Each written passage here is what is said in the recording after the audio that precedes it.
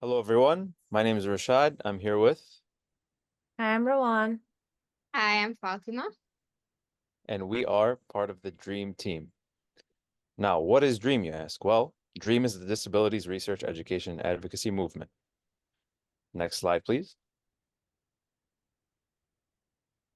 We're just three members of a wonderful 10-member team. We do have 10 members. These one very recently added member, Atia, who is our video editor. So we haven't had a chance to update the website yet. However, she's a wonderful person, wonderful member of the team, and we're excited to introduce ourselves. Unfortunately, not everybody could be here today, but you will see us around for sure because Dream is here to stay.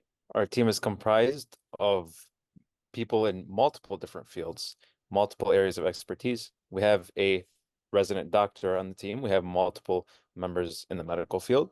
We have a wonderful computer scientist and an amazing social worker. Yeah, so I'm Rowan. I'm the social worker. I'm a special education social worker at Dearborn Public Schools, and I work with students of all different backgrounds and abilities. Yeah, and I'm Fatima, like we mentioned earlier, and I am the software engineer. And I I've been with Dream for a while now, but I am virtual right now because I don't live in the Michigan area anymore. But I'm very excited to be helping out as much as I can and bringing my expertise to the team.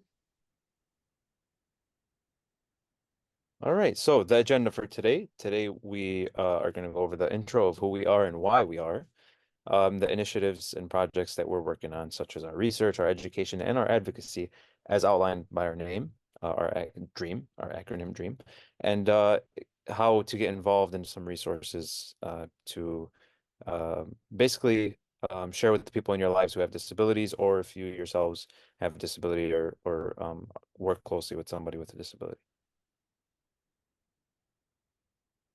All right, so introduction. Who we are. Next slide, please. All right, so here you have a couple pizzas telling you about who we are. No, not really. So what this was a couple members of Dream sat down over some Domino's pizza one night back in 2019 and discussed an idea of how they can better aid people with disabilities. Now, it wasn't just a random thought. This was something that came up after having started university, and seeing that in all of the syllabi in university, a clearly outlined section for accommodations and students who need accommodations, how to get those accommodations, who to contact.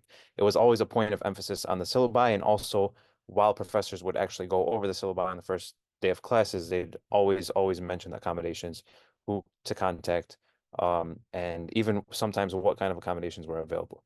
This was a change for us because before university, back in like high school, elementary school, it wasn't as well as well known, or it wasn't made well known that accommodations were available. A lot of times they were available. It's just that it wasn't well known, and sometimes they were not available.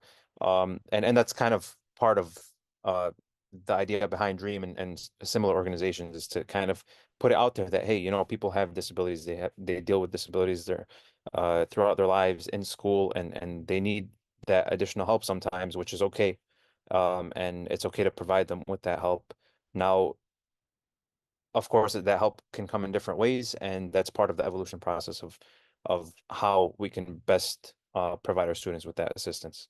So yeah, sitting one night over some Domino's pizza, talking about the accommodations, that led us to the topic of disabilities. Um, I'll get into it a little bit later about like personal experiences with disabilities, but that kind of started the whole idea behind, like, we need to do something, take it back to our own hometown of Dearborn, Michigan specifically, after having gone to university somewhere else, and realizing those differences that I just talked about. So the topic of disabilities came up. The name took some time to actually come up with, but it's fine. I mean, I think it's a great name, great acronym, and this is where dreams come true. All right, why we are. So the accommodation story, basically, what I just talked about in university, and then the pre-college syllabi, how it was outlined. Accommodations were made very clear in university, but not very clear in pre-university. So That was like one of the main motivators, one of the main reasons why we even got together and had this discussion. Um, Personal ties. So for me personally, and Rowan and Fatima can always add their personal experiences as well. But I have a sister with Down syndrome. Both of my niece and my nephew, they both have autism. So I have been around disabilities my entire life basically. And I always felt like, there wasn't much I could do. And to be honest, there wasn't much I understood, right? Me growing up having an older sister with Down syndrome and even having my niece and my nephew with autism, like it's it's not it wasn't a well-studied field and it still isn't, it still needs the attention, still needs the time. And so I was just, a lot of times I just sit there and think to myself, like, what can be done? What can be done? How can I better understand this, right? Because everybody wants to be a hero, right? But to be a hero, we need to actually understand what's going on and how we can best aid the people that we want to help. And so they're also part of that process in changing lives and making lives better. So really, they're the heroes because they teach us who want to be the heroes what to do and how to do it in the best possible way. And if Rowan and Fatima have any specific ties, they can also mention them. So as I talked about earlier, I'm a special education social worker. I work with kids with different abilities. Most of my students, they have an IEP or a 504. So it's just been a journey for me, just learning how to navigate working with families um, that have children with special needs, supporting those children and helping them, get their accommodations, helping their teachers and other staff understand what it means to have a disability, what it means to have an IEP, and that they can still do amazing things. And they always do amazing things. They always are very capable and very strong students. So it's just been great working in this field and being a part of Dream and being able to promote that work outside of my job as well. Yeah, and similarly, I also have family members with disabilities, and that's kind of when I first became aware even about like invisible disabilities and all of that stuff. And so it's been a great way to really understand the needs more and see how I can learn and grow and even myself become a better advocate for people with disabilities. And finally, community needs. So we talked about the accommodations story with the syllabi, but a lot of resources, we term them as elusive because in many cases, actually, they were not available or are not available. However, nowadays we're seeing that more and more resources are becoming more available or made well known. Whereas, back even as early as or as recently as like 5 years ago, 3 years ago, beginning of COVID, right? The resources were elusive in terms of many times they were there, many of them were there. It's just they weren't well known, and so people really didn't know how to get those resources or how to access them. And then lack of emphasis as well. Again, disability is very understudied field in general. So just in Dearborn specifically, being from Dearborn, we see that disabilities wherever you go really they're stigmatized. But like in Dearborn, we always saw that extra stigmatism um amongst our community. So just to emphasize disabilities more, and again that notion of how can we better understand disabilities and better aid those who have disabilities, and just all grow together as a community. Yeah, as Rashad was saying, the stigma, especially in Dearborn, is really it's really big, and it's something that we were hoping to tackle as an organization. And we'll get into that in our presentation. All right, initiatives. So here we'll talk about some initiatives that we are currently working on and just some general missions that Dream has. So the first one, well, they're not necessarily in any particular order, but going in the order of the Dream name and the acronym, we have the R part, which is research. So our first research project we're currently working on is centered around the quality of life of individuals with disabilities, specifically adolescents.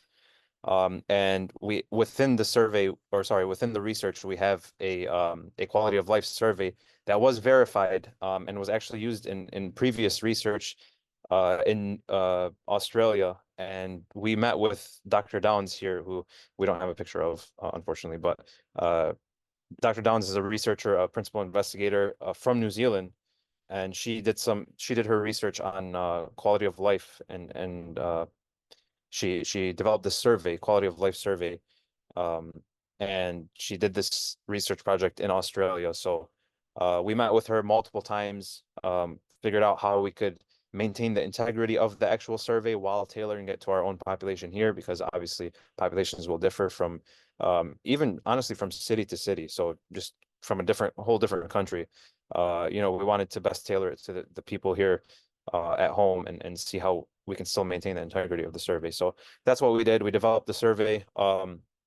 And we got IRB approval for it, and it's in the process right now. We're recruiting more participants, trying to push the survey as much as possible. Here you see two flyers, one in Arabic, one in English at the bottom of the page, with a QR code to scan. I'm not sure if you could scan it through your phones right now currently, but give it a try if you can. If not, you can access it at our website at dreamdearborn.org. And if you know anybody, and the ages are 5 to 17.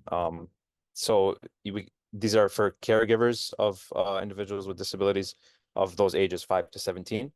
So if you yourself are a caregiver of an adolescent with disability, intellectual disability specifically, I should specify, from between the ages of 5 to 17, then go ahead, please, and take the survey. If not, sharing it would be amazing as well. Thank you very much in advance for that. Yeah. And the goal is to use the research findings for advocacy and education, because again, it's disability is just in general understudied field, and we want to change that. So, sorry, go ahead. The survey is also available in Arabic, so that was really important to us, especially because we're looking to assess the quality of life in Arab American children and adolescents, but anybody, regardless of ethnicity, can fill out the survey. And I think the greatest thing about the survey is it kind of leads into the rest of Dream's mission, into education, into advocacy, and into the overall movement, because as we said before, it's an understudied field, under-researched, but even just being able to translate the survey into Arabic and being able, once Rashad and I went to an event at one of the middle schools here in Dearborn, and we handed out the survey flyers in English and Arabic. We talked to the families about it in English and Arabic, and we made them feel comfortable, and we helped them understand why we were collecting this information, and that we weren't there just, we weren't just interested in collecting the information for our own good, but rather to turn around and make it a useful resource for the community. So thank you again for hopefully sharing the survey. So that leads into education. So our Instagram page is a place where we often share lots of posts.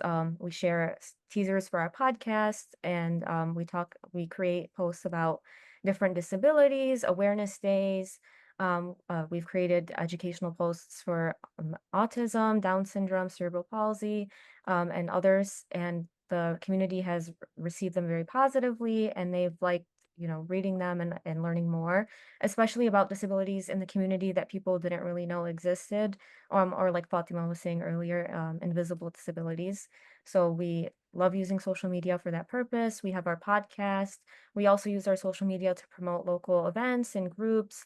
One of my favorite events is the Blue Hens United collaboration event with Fratelli Eateries, where they have children with disabilities go in to the restaurant and make pizza and learn basic, kitchen safety and opportunities they wouldn't get anywhere else. We also love to use our page to promote, current world events. When we originally presented back in February at the award ceremony for this, we talked about Gaza and the situation that's happening there. And so, our organization, because we're primarily Arab American, we can't, ignore injustice or genocide happening in the world. So we use our platform to talk about that. And we're very grateful for all the support that we've gotten. So thank you. And that kind of, again, all of this ties in together. We try to make everything work together. And so, like Rowan mentioned, a lot of what we do also on social media is promoting local events and attending and kind of highlighting all of the different initiatives going on in the community, because we kind of want to share all of the resources available. Our goal is to really just help everyone as much as we can. And so we try to advocate for them by kind of engaging with the community. So we work with local organizations like Blue Hens United, which focuses a lot on autism. And so we've attended their events, events with Access, a local community org in our hometown of Dearborn. And we've kind of worked with them. One of our, really proud moments of ours that we liked was we worked with Access to kind of get them to include disability friendly backpacks in their back to school fair. And so we were able to kind of have them sponsor a couple of backpacks, so that way kids at the back to school fair could get backpacks that would work for them and that would just be more inclusive. And so we try to support these kind of events and help out where we can. And then another big platform that we have and that we've created is our podcast, which is called Discovering Disabilities in Dearborn. Rashad is actually one of our hosts for the podcast. But this was kind of an idea that started when we realized, we can be doing more than just like the research and the Instagram and everything like that. And we could make a platform for people with disabilities to share their experiences and stories. And not just that, but kind of gather all of these different perspectives. So we've had people who are religious come on, political, law enforcement. So we've had like the mayor, we've had people from the STEP, which is a program that's like through Southeast Michigan to kind of help people provide resources and career support for people with disabilities, to kind of share all of the different initiatives. And our most recent episode, just in time for back to school, was kind of in August, where we shared an episode with the Director of Special Education from the Dearborn Public Schools, which is one of the big school districts we're partnering with for our research and kind of sharing our survey there. And he was able to provide a lot of insight and resources into how they are focusing on special education. So we like to kind of use this podcast to share all of these resources, share the stories, and highlight kind of like the successes of people with disabilities. And with that, if you would like to kind of learn more or get involved, we invite you to kind of look at these different resources. Please feel free to contact us through email if you want to go through our website and kind of read more about us, see any of our different stuff that's happening. And then if you want to check out our podcast, we would love to have you guys listen to it, learn more about it. And then we are planning to hopefully start kind of looking for more undergrads and stuff at the University of Michigan to help with our initiatives and kind of help us with different volunteer efforts around the community, so we can start to be more involved with even more events. And of course, we would like to kind of thank the people who gave us this award. And this has been a huge kind of help for us. This funding helps us further our goals, further our initiatives, provide more support for everyone, and hopefully take Dream, keep growing, and hopefully impacting the community as much as we can. And one final closing comment as well, or request really. We like to ask this question at the end of every podcast, but I'm here to ask it to all of you. And feel free to email it to us or contact us through social media. But we'd love to know what your dream is. And this can be your dream related to anything, whether disabilities or just life in general. If you have a certain outlook, we want to hear it. And hopefully whatever your dreams are, they come true. Thank you guys. Thank you for watching. Thank you for supporting us. We really appreciate you.